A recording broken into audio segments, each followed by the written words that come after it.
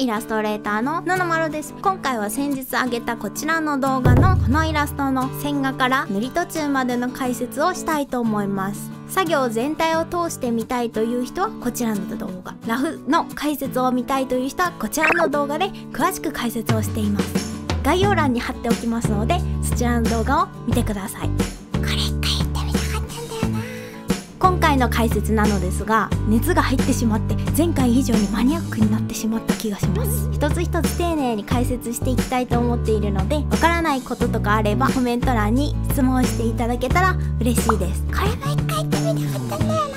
最初にワークスペースをさらっと紹介したいと思います。ワークスペースとはクリスタの作業画面のレイアウトのことです。自分はこのようなワークスペースにしています。 iPad と iMac で2画面にしています。 iMac の画面にはナビゲーターのウィンドウと素材パレットを置いています。あとはウェブで資料を見たりもしています。 iPad は液タブと同じように使える設定にしてあります。自分は右利きなのでツールとかを全部右側に置いています。ツールの切り替えは左手に持ってるタブメイトっていう左手のツールを使っています。ボタンにショートカットを割り当てられるツールでものすごい作業時間の短縮になるのでおすすめです。また後日詳しく別の動画でレビューしたいと思います。はい、では線画スタートです。まず前回は構図ラフとそれをきれいにしたオーラフを描きました。それをレイヤーカラーっていう機能を使って薄く表示して上からなぞっていきます。レイヤーカラーはレイヤープロパティのウィンドウのところにあるここのアイコンをポチッとしたらできます。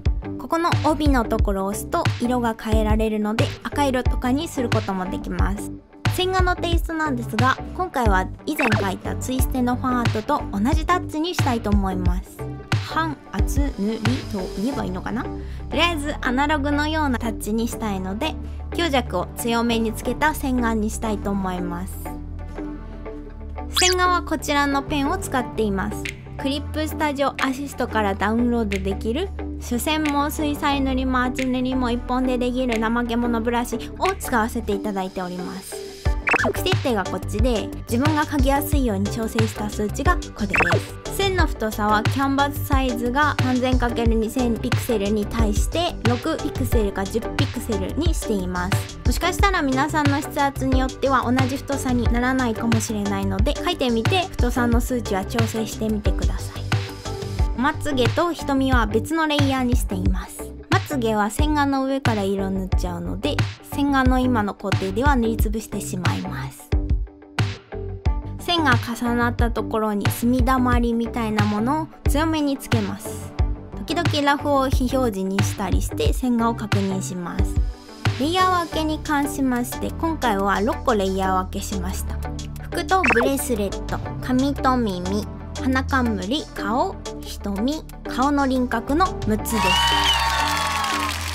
次に下地です。これはパーツごとにレイヤー分けをする工程です。自分はクイックマスクというツールを使ってます。クイックマスクとは選択範囲をペンツールで塗ったり消しゴムツールで消したりして作れるツールです。上のタブのところの選択範囲からクイックマスクを選択するとレイヤーのところにクイックマスクができます。このレイヤーにバケツツールとかペンツールとかで描くと真っ赤な色になります。自分は見やすいように初期設定よりクイックマスクレイヤーの透明度を上げてます。パーツを塗り終わったらもう一度クイックマスクを押すと赤かった部分が選択範囲になります。これをやると塗り漏れが目立ちやすいというメリットがあります。さらに自分はクイックマスクをタブメイトに登録しているので作業時間短縮できてます。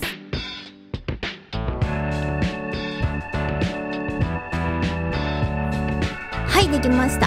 次に黒い下地を作ります。黒い下地とは線画と塗りの描画された部分を塗りつぶした下地です。まず線画レイヤーと下地のレイヤーを全部一つのレイヤーフォルダに入れます。レイヤーフォルダはここのボタンから作れます。次にコントロールキーを押しながらフォルダのアイコンをクリックするとフォルダ内にあるレイヤーのすべての描画範囲が選択されます。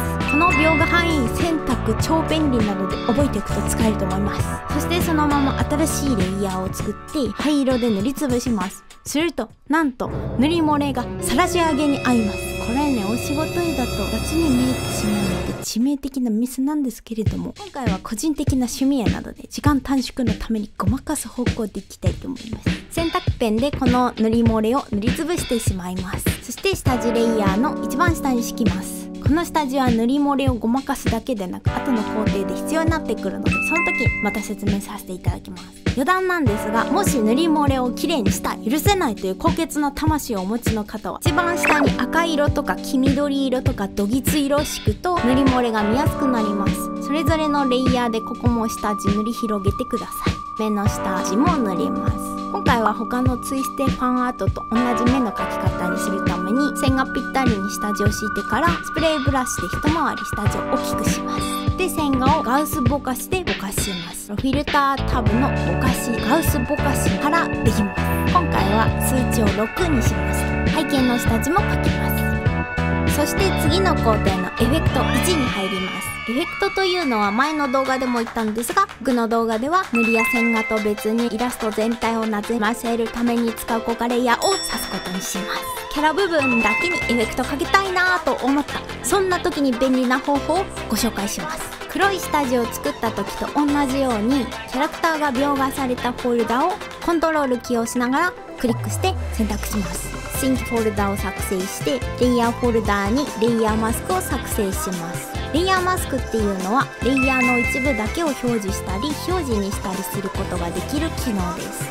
選択している状態でレイヤーマスク作成ボタンを押すと選択範囲のレイヤーマスクができます。このフォルダーに入っているレイヤーはキャラクターの部分にだけ効果がかかります。黒い下地がないとここで穴ぼこの開いたエフェクトになってしまうので、黒い下地は絶対に必要になってくるというわけなのです。そして逆光にするためにこのレイヤーフォルダの中にレイヤーを作ります。塗りつぶしたレイヤーを定山にします。この定山レイヤーなんですが、後の説明で何度か登場するので、今後は逆光の定山レイヤーと呼ぶことにします。レイヤーフォルダの効果を数化にしないとフォルダ内のレイヤー効果が無効になってしまうので注意してください。そして構図ラフの時に描いたスクリーンレイヤーと花びらのレイヤーを一番上に移動します。目のハイライトを逆光の定山レイヤーの上に描きます。下地のレイヤーの上に定山レイヤーがかかっているので、白い部分は逆光の定山レイヤーの色以上に明るくはなりません。目のハイライトは目の中で一番と言っていいほど大事なところなんで、一層目立つように逆光の上に描きました。次に逆光の定山レイヤーに水上レイヤーをクリッピングして白色で光が当たるところを描いていきます。クリッピングとは下のレイヤーの画像部分にのみ描画できる機能です。下のレイヤーが定山レイヤーだった時に上に通常レイヤーで白色を重ねると影が削れます。定山レイヤーを消しゴムで消しても同じ効果です。ですが僕はこの光の部分をコピペして使っていきたいので、わざわざクリッピングしたレイヤーを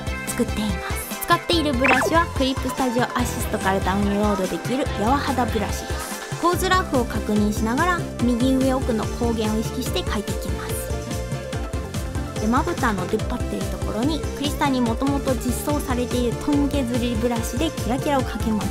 光の部分をもっと明るくしたいなと思ったので、光を描いたレイヤーを複製します。クリッピングを外してスクリーンレイヤーにします。するとより光が当たってる感じになります。透明度を下げたりグラデーションにしたりして白飛びしないように調整します。お疲れ様です。今回はここまでご視聴いただきありがとうございました。次回はいよいよ本塗りと仕上げのエフェクトのメイキングをしたいと思います。いよいよ次回完成なので次も見ていただけると嬉しいです。ではまた、ののまろでした。